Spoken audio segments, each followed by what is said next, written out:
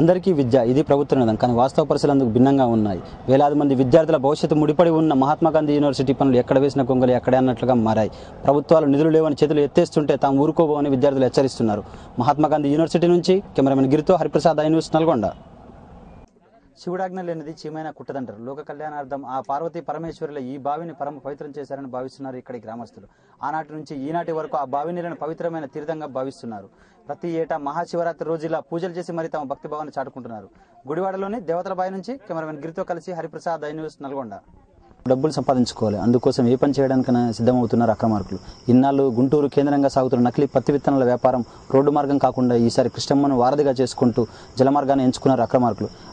నకిలీ పత్తి విత్తనాల వ్యాపారాన్ని అడ్డుకుంటామని పోలీసులు, పాలకులు చెబుతున్న అక్రమార్కులు మాత్రం వారి వింత వేషాలతో నకిలీ పత్తి విత్తనాల వ్యాపారం జోరుగా సాగిస్తున్నారు. గుంటూరు జిల్లా కేంద్రంగా సాగుతున్న నకిలీ పత్తి విత్తనాలను చెంతనే ఉన్న కృష్ణమ్మను వారధిగా చేసుకున్న నల్గొండ జిల్లాలోని గిరిజన తండాలకు చిన్నపిల్లలతో చేరవేస్తున్నారు.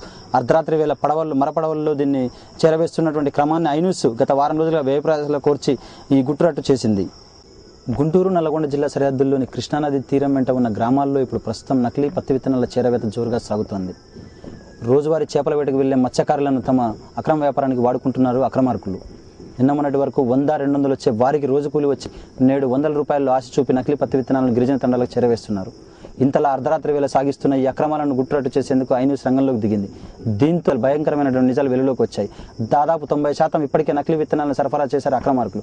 ఇప్పటికైనా ప్రభుత్వం వెంటనే కృష్ణపట్ట ప్రాంతాల్లోని గ్రామాల్లో అక్కడ ఉన్నటువంటి నకిలీ పత్తి విత్తనాలను స్వాధీనం చేసుకోకుంటే ఈ 7 రైతులు నష్టపోయే పరిస్థితి ఉంది.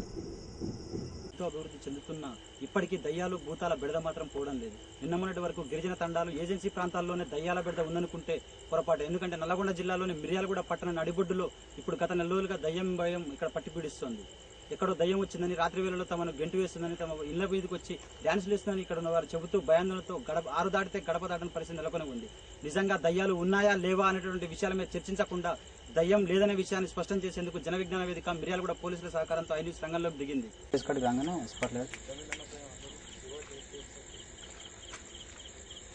అర్ధరాత్రి 12 దయ్యాలు తిరిగే వేళ అంటారు అందరూ. కానీ అర్ధరాత్రి 12 నుంచి 1 గంట సమయం అవుతున్న ఇప్పటి వరకు ఎలాంటి దయ్య మానవాళ్ళు మాత్రం ఇక్కడ కానరాలేదు. కేవలం ఇక్కడ ఉన్నటువంటి ప్రజల్లో మూఢనమ్మకం, తర్వాత మద్యపానానికి బానిసలైన కొంతమంది వ్యక్తుల దుష్ప్రచారం, పుకార్లే ఇక్కడ దయ్యాలుగా షికారులు చేస్తున్నాయి. పులి అంటే అదిగోతో కన్నా చందంగా మారింది మిర్యాలగూడ పట్టణంలోని శ్రీనగర్ కాలనీ వాసుల పరిస్థితి. ఉందో లేదో తెలియని దయ్యం భయం వీరిని మాత్రం పట్టి పీడిస్తుంది. గత నెల రోజులుగా ఇంటికి కంటికి రెంటికి నోచుకొని ఇక్కడి ప్రజలు ఎట్టకేలకు ఐ న్యూస్ జన విజ్ఞాన వేదిక పోలీసుల చొరవతో దయ్యం లేదనే విషయాన్ని తెలుసుకున్నారు. దయ్యమే కాదు, ఇక్కడ ఉన్నటువంటి కనీస సౌకర్యాలు లేకపోవడము, ఆకతాయిలో వెగిలి చేష్టలే దయ్యము, పుకారు షికారులు చేయడంతో పుకార్ల దయ్యము ఇక్కడ నెలకొని ఉంది. ఇప్పటికైనా అధికారులు, పాలకులు ఇలాంటి శివారు కాలనీలను పట్టించుకుంటే దయ్యాలు, భూతాలు ఉండవనడంలో ఎలాంటి సందేహం లేదు. మిర్యాలగూడ నుంచి కెమెరామెన్ గిరితో కలిసి హరిప్రసాద్, ఐ న్యూస్, నల్గొండ. జిల్లా రైతులు ఆధునిక వ్యవసాయ విప్లవానికి శ్రీకారం చుడుతున్నారు. నమ్ముకున్న బత్తాయి నష్టాలను మిగులుస్తుండటంతో ఆధునికమైనటువంటి వ్యవసాయ సాగు వైపు మొగ్గు చూపుతున్నారు. శ్రీగంధం, ఎర్రచందనం లాంటి మొక్కలను సాగు చేస్తూ తమ భవిష్యత్తుకు పునాదులు వేసుకుంటున్నారు. నల్గొండ నుంచి కెమెరామెన్ గిరితో కలిసి హరిప్రసాద్, ఐ న్యూస్, నల్గొండ. తన గ్రామంలోని సామాన్యులకు అందుబాటులో ఉండడానికి, వారి కష్ట నష్టాలు తెలుసుకోవడానికి సర్పంచ్గా పనిచేసిన ఓ సామాన్య వ్యక్తి చేసుకున్న ఏర్పాట్లను చూస్తే అవరా అనిపించకమన్నది. ప్రజల సమస్యలు తెలుసుకోవడానికి నాడు రాజులు ధర్మగంటలు ఏర్పాటు చేశారో లేదో కానీ ఈ ప్రజాస్వామ్య వ్యవస్థలో మాత్రం ఓ గ్రామంలో నిత్య న్యాయగంటలు మోగుతూనే ఉన్నాయి. ఎవరా న్యాయగంటలు మోగించే గ్రామస్తులు, ఎవరా తీర్పు చెప్పే జడ్జి ఇప్పుడు చూద్దాం. ఇతను రాజు కాదు, రాజ్యము లేదు, ఈయన ఆలగడపకు మాత్రం రాజే. ఈ ఊరు జనం ఆయన అలాగే చూస్తారు. 12 ఏళ్లుగా ఈ పాండురంగారావు చెబుతున్నటువంటి తీర్పులకు ఇంకా జై కొడుతూనే ఉన్నారు. తమకు ఏ కష్టం వచ్చినా, నష్టం వచ్చినా న్యాయాన్ని పంచుతున్నటువంటి పాండురంగారావు మాకు ఆదర్శం అంటున్నారు ఈ గ్రామస్తులు. నిత్యం ఏదో సమస్యతో, తగువుతో పోలీస్ స్టేషన్ మెట్లు, కోర్టు గుమ్మం ఎక్కి చెప్పులు అరిగేలా ఏళ్ల తరబడి తిరిగేవారు ఎందరో కనిపిస్తుంటారు. కానీ గత 12 ఏళ్లుగా ఆలగడప గ్రామంలో తమకు అందరికీ సమన్యాయాన్ని పంచుతున్న ఈ పాండురంగారావు నిజంగా మా పాలిట దేవుడు అంటున్నారు ఇక్కడ గ్రామస్తులు. ఆలగడప నుంచి కెమెరామెన్ గిరితో కలిసి హరిప్రసాద్, ఐ న్యూస్, నల్గొండ. ఇళ్ళకే చిరిగిపోయిందన్నారు. 9 ఏళ్లుగా ఎదురు చూస్తున్న ఈమెకు సదరు శాఖ వారి తమ స్వహస్త్రాలతో భర్త మరణ శాసనాన్ని లిఖించి ఇచ్చారు. మంగళ నిలుపుకునేందుకు తొక్కని గడపాలేదు, ఎక్కని పోలీసు కార్యాలయం లేదు. చిన్న అధికారి మొదలు ఐపీఎస్ల దాకా అందరినీ ప్రతిభిక్ష పెట్టమని వేడుకుంది. నాడు యముడైనా కరుణించి సావిత్రికి ప్రతిప్రాణం తిరిగిచ్చాడేమో కానీ తాము యముళ్ళకే యముళ్ళమంటున్న ఈ పోలీసులు మాత్రం తమ కాకిల కాటిని మరోసారి నిరూపించుకున్నారు. తోప్చర్ల నుంచి హరిప్రసాద్, ఐ న్యూస్, నల్గొండ. సకాలంలో వర్షాలు కురవాలని వరుణదేవుని ప్రతిమను చేసుకోవడం కోసం పూజలు చేయడం మనం చూస్తూనే ఉంటాం. కానీ కంటికి రెప్పలా కాపాడాల్సిన కృష్ణమ్మే తమను బలి కోరుతుండడంతో ఆ కృష్ణమ్మను ప్రసన్నం చేసుకోవడానికి పూజలు చేయాల్సిన అడ్లూరు గ్రామస్తుల వింత పరిస్థితిపై ఐ న్యూస్ స్పెషల్ రిపోర్ట్. వర్షాకాలం వచ్చిందంటే చాలు ఈ గ్రామస్తుల గుండెల్లో రైలు పరిగెడతాయి. ఎక్కడ వరదొచ్చి తమను ముంచెత్తుందన్న ఆందోళన వీరిని నిత్యం వణికిస్తూనే ఉంది. అందుకే కృష్ణమ్మ ఉగ్రరూపం దాల్చకుండా ఇలా నిత్యం పూజలు చేసి మరి వేడుకుంటున్నారు ఈ గ్రామస్తులు. వర్షాకాలం వచ్చిందంటే చాలు ఈ గ్రామస్తుల గుండెల్లో రైలు పరిగెడతాయి. కృష్ణమ్మ వరదొచ్చి ఎక్కడ తమను ముంచెత్తుందన్న ఆందోళన నిత్యం వీరిని వణికిస్తూనే ఉంది. అందుకే కృష్ణమ్మ తల్లి ఉగ్రరూపం దాల్చకుండా ఇలా నిత్యం పూజలు చేసి మరి వేడుకుంటున్నారు ఈ గ్రామస్తులు. ఈ గ్రామస్తుల ఆందోళన ఆవేదన ఈసారైనా కనీసం వీరి పూజలు ఫలించి కృష్ణమ్మ అడ్లూరు గ్రామాన్ని ముంచెత్తకుండా కరుణిస్తుందని వేచి చూడాలి. మనము ఈ గ్రామస్తుల కోరిక తీర్చాలని కృష్ణమ్మ తల్లిని వేడుకున్నాం. కృష్ణపేట ప్రాంతంలోని అడ్లూరు గ్రామం నుంచి కెమెరాను గిరితో కలిసి హరిప్రసాద్ న్యూస్ నల్గొండ.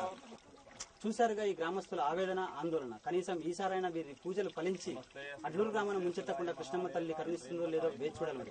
మనము ఈ గ్రామస్తుల కోరిక తీర్చాలని ఆ కృష్ణమ్మ తల్లిని వేడుకున్నాం. కృష్ణపేట ప్రాంతంలోని అడ్లూరు గ్రామం నుంచి కెమెరాను గిరితో కలిసి హరిప్రసాద్ న్యూస్ నల్గొండ. తెలంగాణ ప్రాంతంలో ఎందరినో వెట్టి చాకిరీలుగా కట్టు బానిసలుగా మార్చిన విష్ణూర్ దేశ్ముఖ్ గడిలో మనం ఉన్నాం. దాదాపు 1948లో దాదాపు 48 గ్రామాల నుంచి బలవంతంగా ఇటుక కలప తెప్పించి ఇక్కడ ఈ రాజకోట నిర్మించారు. బానిసత్వపు బతుకుల నుంచి విముక్తి కోసం తెలంగాణ సాయుధ రైతాంగ గెరిల్లాలు చేసిన దాడిలో ఈ కోట సగం ధ్వంసమైంది. రాజులు పోయినా రాజ్యాలు పోయినా ఇప్పటికీ ఇక్కడ తెలంగాణ చరిత్ర సజీవంగా ఇక్కడ మన కళ్ళకు కట్టినట్టు అవుపడుతుంది. చింతలపూర్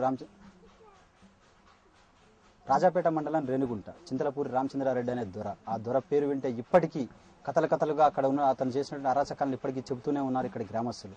ఇప్పుడు ఇక్కడ ఉన్నటువంటి ఈ కోటలోనే ఎంతో మంది తెలంగాణ సాయుధ పోరాటాన్ని ఉన్నటువంటి కార్యకర్తలను కూడా అతను హత్య చేసినటువంటి సంఘటన ఇప్పటికీ ఉంది. ఇక్కడ ఉన్నటువంటి బుల్లెట్ తూటాలు మూగపోయినటువంటి ఎన్నో ఆత్మఘోషాలు ఇప్పటికీ ఇక్కడ వినపడుతూనే ఉన్నాయి. ఈ రేణుగుంట గ్రామమే కాకుండా భువనగిరి తాలూకాలోని అనేక గ్రామాలు తన ఆధీనంలో పెట్టుకున్న చింతలపూరి రామచంద్రారెడ్డి దొర అరాచకాలను ఇప్పటికీ ప్రతి ఒక్కరు కథలుగా చెప్పుకుంటారు.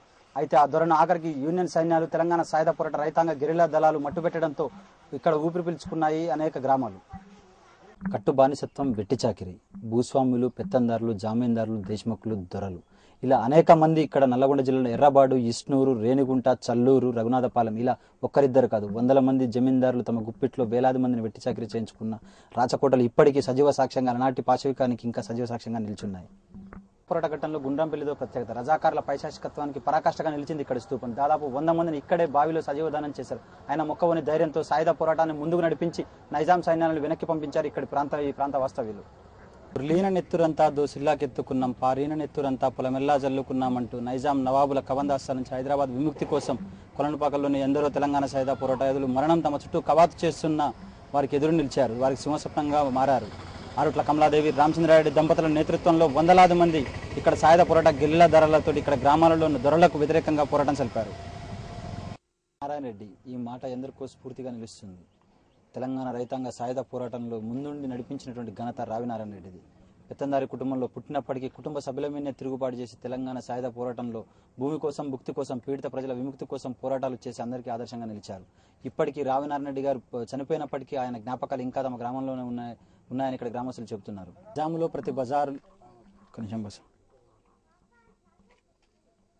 నిజాములో ప్రతి బజారులో ఎర్ర జెండాను ఎగిరేస్తాం, దొరలు, భూస్వాములు, జాగీర్దారుల ఆటలకి సాగనివ్వమంటూ తెలంగాణ సాయుధ పోరాటంలో ఎలుగెత్తి చాటినటువంటి ఎందరో మహనీయులు ఇప్పుడు కేవలం 3 పూటల భోజనానికి ఇంకా అర్థిస్తూనే ఉన్నారు. సొంత లాభం కొంత మానుకొని పొరుగువాడి కోసం పాటుపడవన్న మాటను బాగా ఫాలో అవుతున్నాడు ఈ శంకర్. తన కుటుంబంలో జరిగిన విషాదం మరొకరి జీవితంలో జరగకూడదనే ధ్యేయంతో కృషి చేస్తున్నాడు. మతిస్థిమితం లేని వారిని హక్కున చేర్చుకుంటున్న ఇతన్ని చూస్తుంటే మానవత్వం పరిమళించడం అంటే ఇదేనేమో అనిపిస్తోంది. ఇతన్ని మరికొంతమంది ఆదర్శంగా తీసుకుంటే ఎందరో అభాగ్యులకు న్యాయం జరుగుతుందనడంలో ఎలాంటి సందేహం లేదు. చౌటుపల్లి నుంచి కెమెరామెన్ గిరితో హరిప్రసాద్ న్యూస్ నల్గొండ. సొంత లాభం కొంత మానుకొని పొరుగువాడి కోసం పాటుపడవన్న మాటని శంకర్ బాగా ఫాలో అవుతున్నాడు. తన కుటుంబంలో జరిగిన విషాదం మరొకరి జీవితంలో జరగకూడదనే ధ్యేయంతో ముందుకు సాగుతున్నాడు.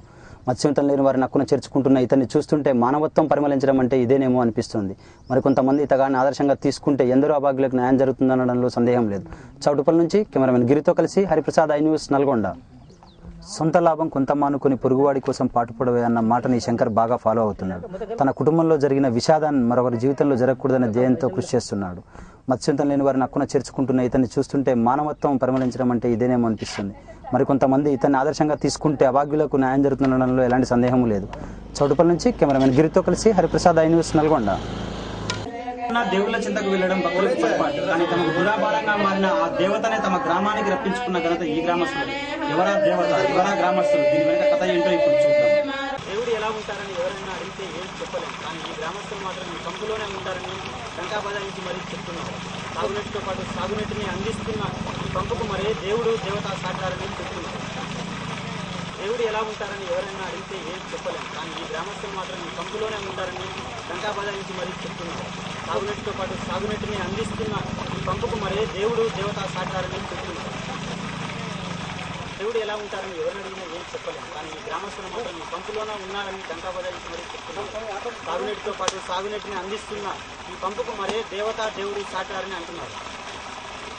దేవుడు ఎలా ఉంటారని ఎవరిని అడిగినా ఏం చెప్పలేము. కానీ ఈ గ్రామస్తులు మాత్రం ఈ పంపులోనే ఉన్నారని గంటా బజాయించి మరీ చెప్తున్నారు. తాగునీటితో పాటు సాగునీటిని అందిస్తున్న ఈ పంపుకు మరే దేవుడు సాకారని అంటున్నారు.